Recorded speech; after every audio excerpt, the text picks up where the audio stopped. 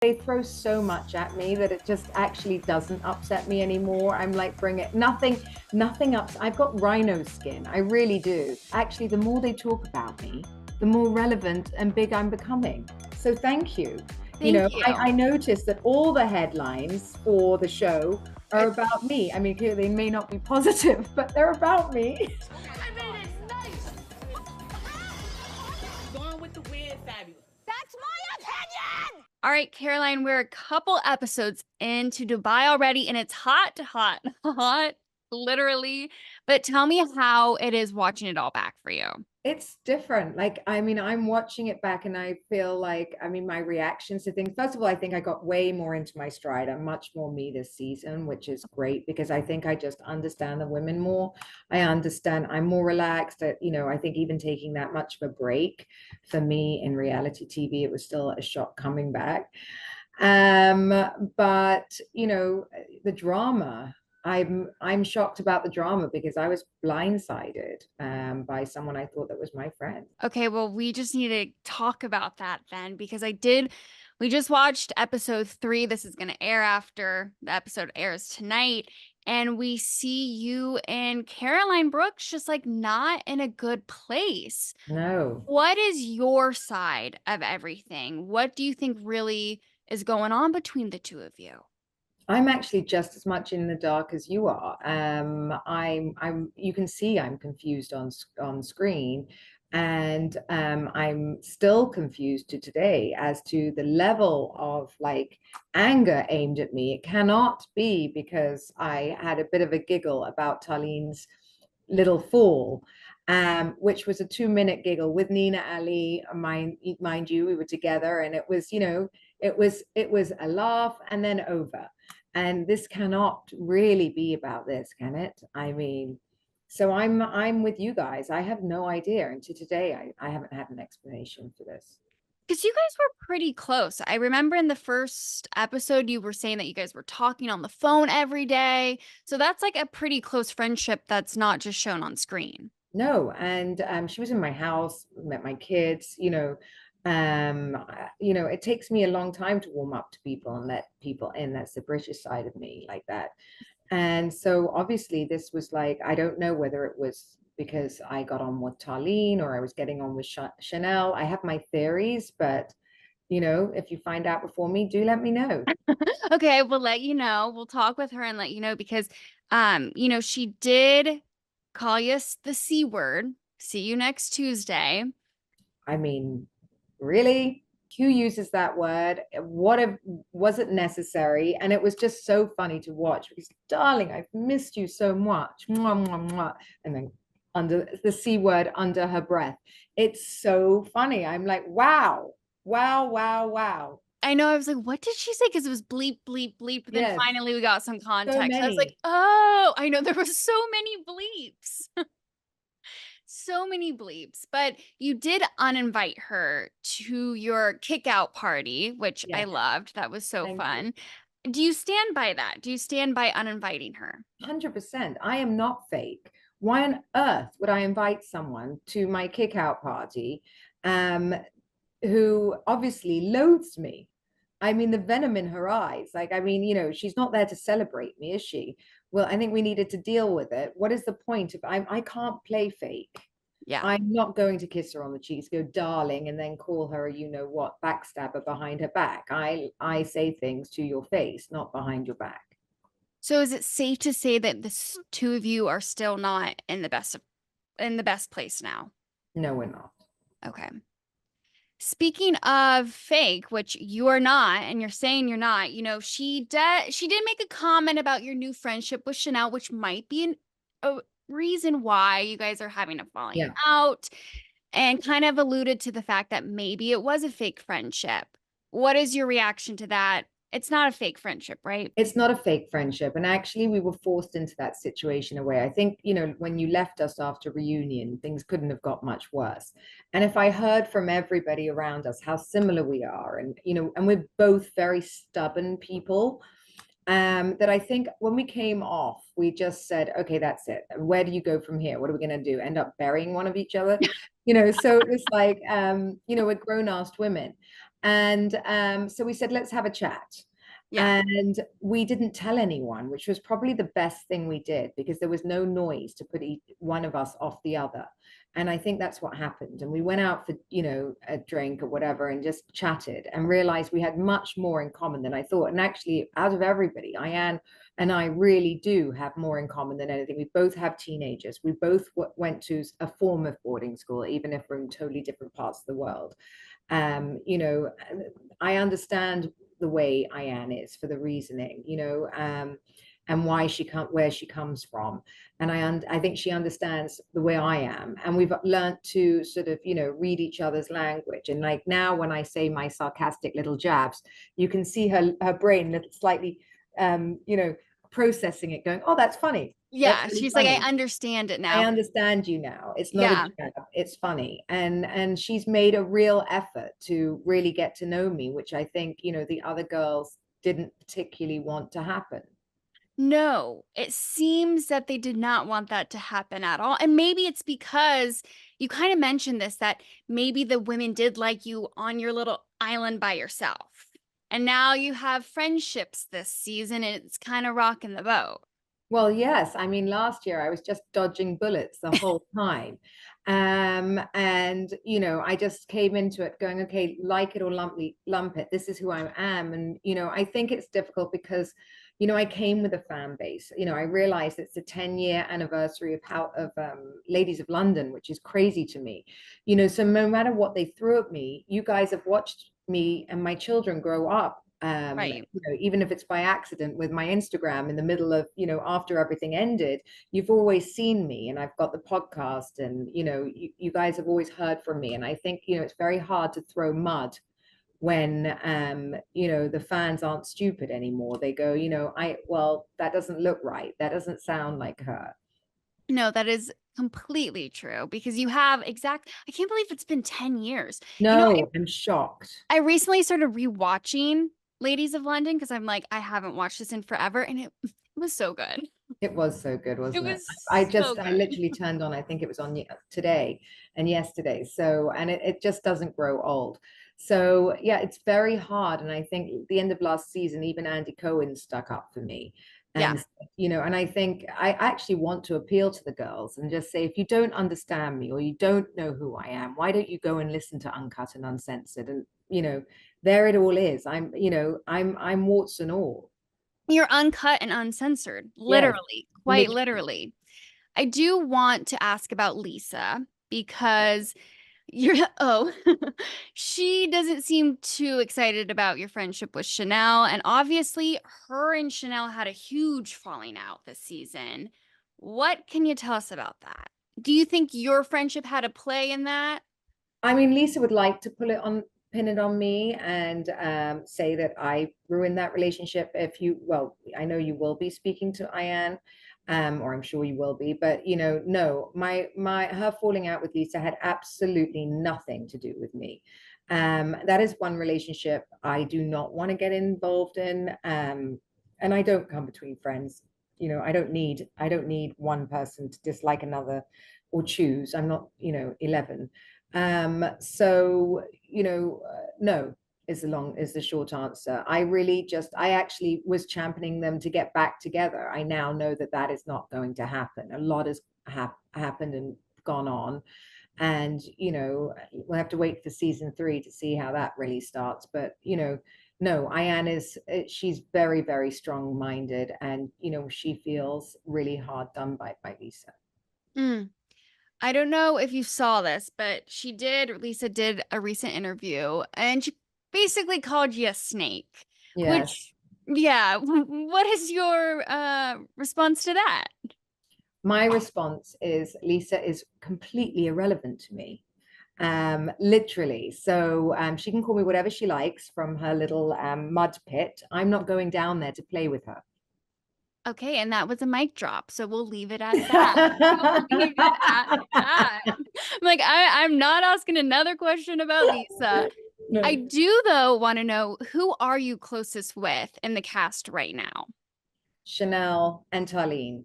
I know, I love your social media Yes. like videos. I'm like, you guys are so much fun. And you're You like, know what? Don't you want to be friends with that? Who wants to be fighting all the time? Like if I'm going to get drunk and have a laugh, I want to have a pillow fight. That's as drunk as right. I want to get. Like I was laughing about Tarlene and the the bottom incident, but Tarlene has a video of me and her out on the town where we face planted a bush, having the most fun.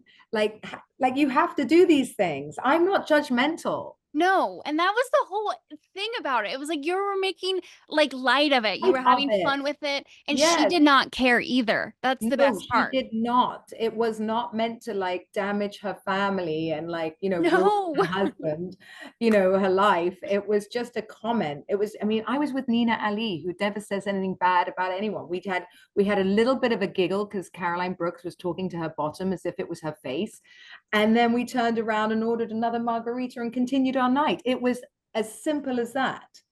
That is so funny. But that is the stuff that we love as fans of Housewives. Having fun, being Yes, silly, and just yes. like being Why do we, need housewives. to take it so far? It really isn't that deep, people. Like, It's I love to go out with my girlfriends and have a laugh. Like, if you've got kids and you've got a stressful life, if you're going to have some, alcohol and you're a happy drunk, let's have yeah. fun together. I'm down for a pillow fight. Call me. Okay, Caroline, next time, not next time, I've never been to Dubai, but if I'm ever in Dubai, we're going to have a time out. Cocktails and a pillow Yes. fight.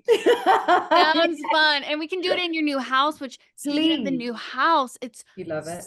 oh, do I love it? Oh my God. I mean, it was worth the wait. Like, Wasn't it? hello.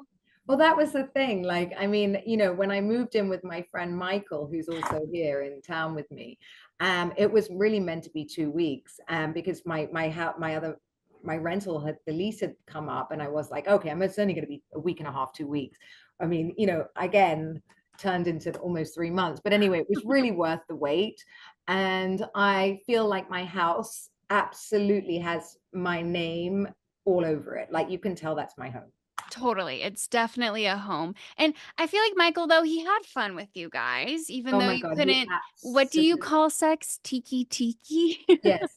We weren't allowed tiki, but that's okay.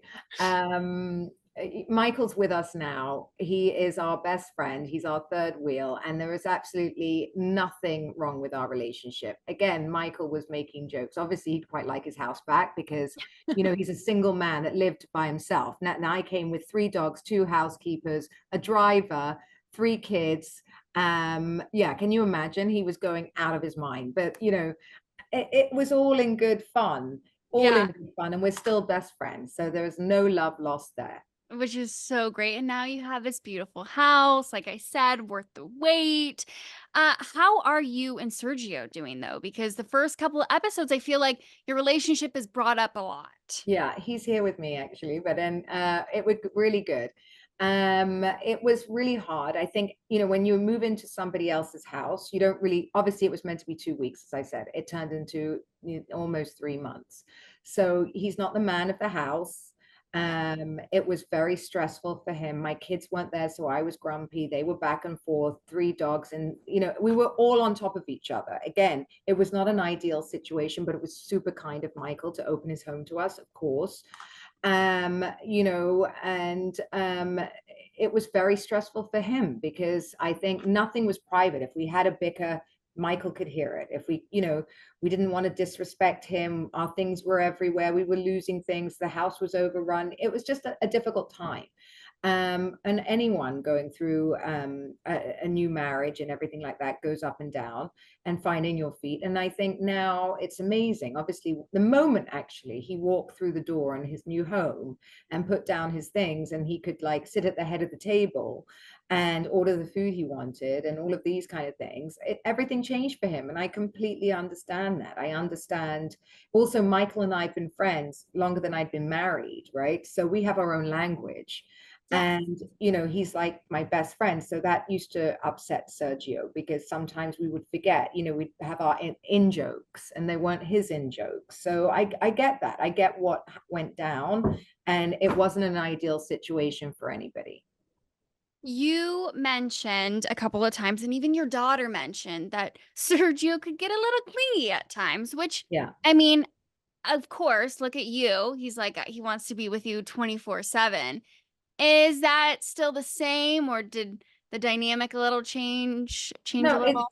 it's still the same. We had this discussion, but it's still the same. But it's, I have to like also, as much as I say dial it back, like it's a beautiful thing.